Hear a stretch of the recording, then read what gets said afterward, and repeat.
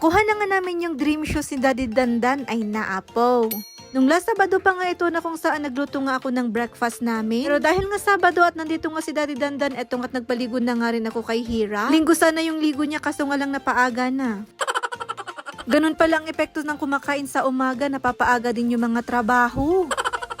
At dahil dun ayun, napaaga din yung pagkutimurmur ni Hira ay naapo. Paano ba't pag tinawag ko nga lang ito na maligo, etong at nanginginig na? Basta tinawag ko lang siya na maliligo, alam niya na yun, magiginig na siya, ganun. Automatic ba?